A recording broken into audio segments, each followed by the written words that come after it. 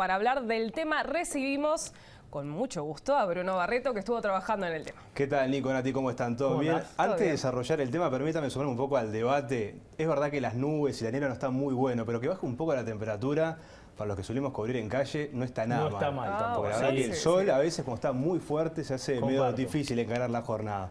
Dicho esto, vamos a hablar del siguiente tema que nos involucra a todos. Por un lado el gobierno, en el medio, si se quiere, de la balanza, por otro lado los trabajadores y por otro lado las cámaras empresariales. También tenemos que recordar que hubo bastante tema de conflictividad. Por ejemplo, lo que estuvimos viendo en los últimos días, en las últimas semanas, sobre el tema del puerto. También el sindicato de la construcción con la obra de UPM2, que finalmente en las últimas horas sí se pudo llegar a un acuerdo entre las diferentes partes. Y ante este magro porcentaje de acuerdos que el Ministerio de Trabajo decidió pisar el acelerador para de alguna manera tratar de acordar en todas las mesas. Es verdad, es un magro porcentaje de acuerdo, pero también tenemos que decir que casi en el 50-60% ya viene bastante acelerada el acuerdo entre las diferentes partes para finalmente comenzar a cerrar esta novena ronda de negociación colectiva que finaliza entonces en gran parte en julio del año que viene. Pero antes de seguir en este informe y desarrollar, que no es todo tema salarios, lo vamos a ver en todas las diferentes notas que estuvimos haciendo para desarrollar este informe, cómo son las formas de acuerdo entre las empresas, el sindicato y el gobierno. Se puede decir en una primera instancia que el acuerdo puede ser tripartito, es decir, el gobierno presenta las pautas, acuerda empresas y sindicatos según los lineamientos del Ejecutivo y sale entonces el acuerdo entre las partes. El segundo, capaz el más conocido, que es por votación, puede ser por un lado empresa y gobierno y queda de alguna manera los trabajadores que votan en contra, puede ser entre los trabajadores y el gobierno o si no, puede ser también de forma bipartita entre las cámaras empresariales y también los sindicatos. La otra es por decreto. ¿Qué significa esto? Que ni los sindicatos ni las cámaras empresariales les gustan los lineamientos del gobierno y es entonces que el Ministerio de Trabajo decide intervenir y entonces aplicar los lineamientos que fija el Poder Ejecutivo a través del Ministerio de Trabajo. Dicho esto, entonces, vamos a contarles cómo fueron entonces y recordar los lineamientos que se conocieron en julio de este año para la novena ronda de los consejos de salarios. Tenemos que decirles que fueron diferenciados por sector. En una primera instancia, lo que se acordó es que para las empresas más afectadas va a haber un nuevo convenio puente con un aumento nominal del 3% en enero o abril, como vemos en pantalla. Esto que es, si es enero o abril, va a depender de cuál es la situación económica de la empresa. Y más arriba estamos viendo que va a haber ajustes semestrales de acuerdo a la inflación para aquellos sectores que están menos afectados y que también lo que va a hacer estos acuerdos de acuerdo a la inflación, para la redundancia, va a ser por 2 años que se va a acordar. Dicho esto, lo que dijo el ministro de Trabajo, Pablo Mieres, a BTV Noticias, es que no se prevé una cantidad importante de conflictividad y que se espera llegar, ya sea por votación o tripartito, poder llegar a un acuerdo y se espera que sean menores porcentajes de tener que laudar por decreto. Bueno, muy bien, Bruno. Ahí ya veíamos, obviamente, la parte, digamos, de lo que es el oficialismo, ¿no? Vamos a escucharlo a Mieres, si te parece, y después te pregunto por el sindicato. Perfecto. Entendimos que era necesario acelerar el ritmo y avanzar en la línea de tratar de cerrar la mayor cantidad de mesas poniendo como un plazo estimado, porque estas cosas no son obligatorias, hay que ir llevándolas, el 15 de noviembre. Por lo tanto, el ritmo se ha acelerado. Yo diría que tenemos, por un lado, sí, alrededor de un poquito más del 10% de las mesas cerradas. Yo creo que en la mayor parte de los casos o va a haber acuerdo o va a haber votación. El decreto en general es excepcional y pienso que no tendría que ocurrir. Bueno, ¿los sindicatos qué dicen entonces? Bueno, precisamente ante estas pautas que fijó el Poder Ejecutivo, de alguna manera los sindicatos no están tan de acuerdo porque sigue estando esa pérdida del salario real que, igual recordemos, el Ministerio de Trabajo lo dijo claro, Pablo Mieres, al final de este periodo la recuperación salarial va a estar, recordemos todo lo que pasó con el primer periodo puente que fue para todas las empresas, esto en el marco de la pandemia y bueno, ahora estas pautas de forma diferenciada según la afectación del sector. Pero de todas formas, Olivera dijo que no descarta un mayor ambiente de conflictividad por no llegar a un acuerdo y que incluso de forma implícita alguna parte del gobierno y también algunas cámaras empresariales de alguna manera lo que según dice es, bueno, llegar a unas pautas que bajen el salario real para preferir la rentabilidad de las empresas. Vamos a escuchar lo que decía Olivera al respecto.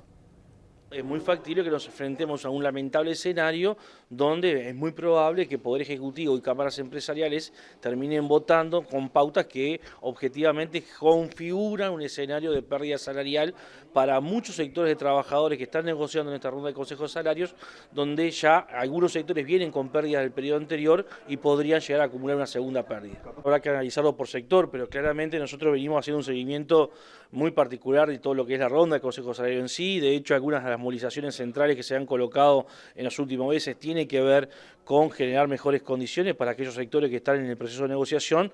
Obviamente que a medida que se acerca la fecha límite del cierre de la ronda de consejos de salario de las distintas mesas, es muy factible que se pueda dar en algunas áreas una situación de mayor conflictividad.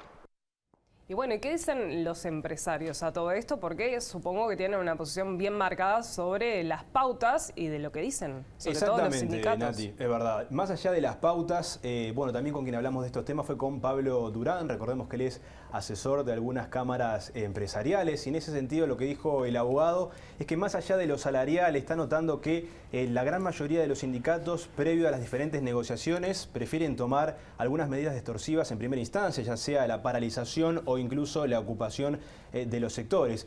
Por ese motivo es que de alguna manera no se puede llegar tampoco a negociar cláusulas de paz previo a tener que llegar a la ocupación o al paro de más de 24 horas. ¿Y qué pasa con esto, según dijo Durán?